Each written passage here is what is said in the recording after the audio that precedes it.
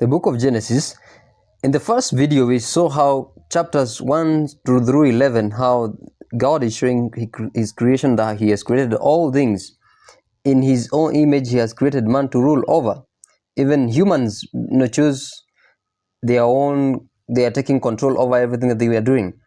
So rebellion and scattered, the big question is what is God going to do, in restoring the world. The author traces the genealogy to Torah, Nahor, Sarah, and Ru, later to Abram, who is Abraham now. This is from chapter 12, is a whole new story. And so he is leaving his land, going to a strange land where God has told him to go to that land. That is the promised land. God has promised to make his name great and to bless him, to make him a great nation. So it goes back to the earlier parts of the book. So that's where God says, let us make man in our nature. God is going to restore a great name to this guy called Abram, which means that God gave the blessing to humanity. So the question is why God will bless Abraham. And in the last line of the chapter, it makes it, God is and it is saying, in you all the families of the other will be blessed. That's the promise to Abraham. All right, God's plan is to rescue the rebellious world through Abraham's family. So this is why the whole story is focusing on redemption. So this is also why the kingdom is being called now this manner the kingdom of the priest, and to all the other nations are like God. All right. So later on, the fulfillment is coming to the Messianic kingdom. Isaiah 11, Psalm 72, talking about the reign of the Messiah. Now none of that is clear until we watch the plan of God. So 12 to 25a talks about Abraham, 25b to 36 talks about Isaac and Jacob, 37 to 50 talks about Jacob's sons. And there is a middle line between. So first, each generation's family is marked by repeated failure. They keep making bad decisions, messing up their lives, and then putting the promise in jeopardy.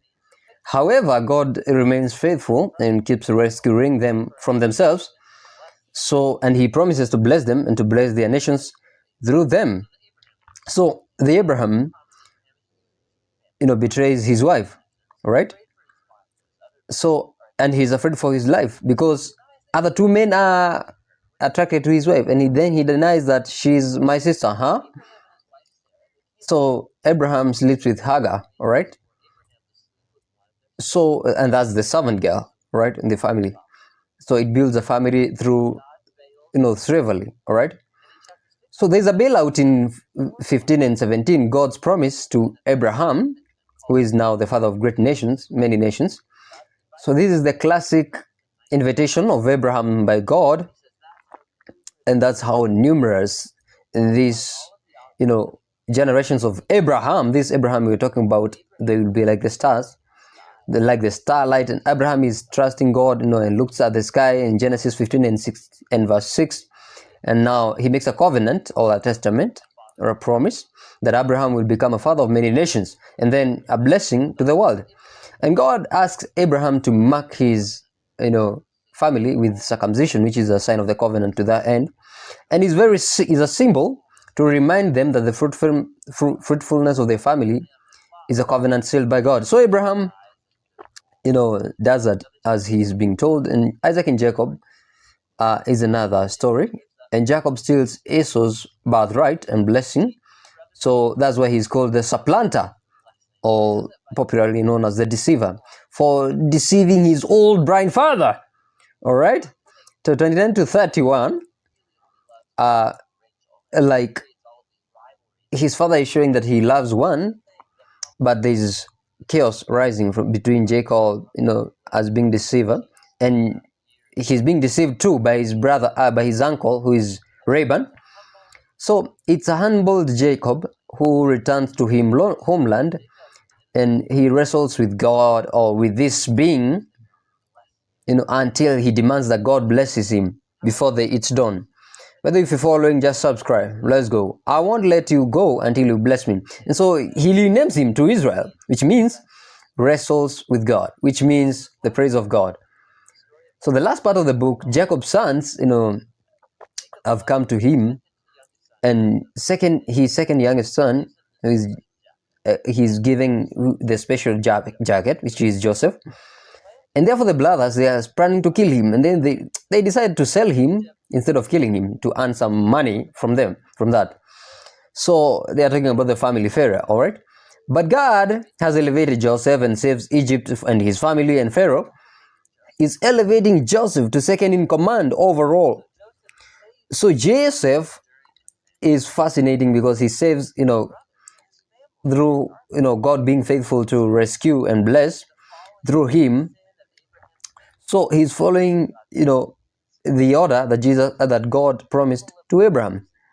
How even his evil brothers are falling, to worship him, as he had told them that one day you will worship me.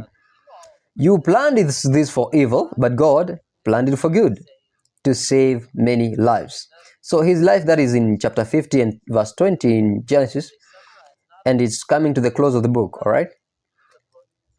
So the book as a whole, from Genesis 3 onwards, humans keep acting, selfish, but this God is not leaving his people. He remains faithful. He is determined to bless his people, even if they are failing. So remember, Genesis 3, God promises that this woman will give birth to a son that will crush the head of this serpent, all right? So it is traced to the line of Abraham, and this is a part of how God will bring redemption. Now, from Abraham, it is connected to Judah, the fourth son of Jacob, and this is how. And in an extremely, chapter 49, Jacob's final blessing, in his final deathbed, and he's blessing his sons. And when it comes to Judah, he says that Judah will become the king from the line of Judah, all right? That's where Christ himself will come through, who will command obedience to the nations, and therefore to restore God's blessing to the world. Now Jacob dies, finally. Joseph dies too, later, and the family remains in Egypt. So the book of Genesis ends with all these futuristic promises left hanging and undeveloped. Now, turning the pages, but for now, that's the book of Genesis, part 2.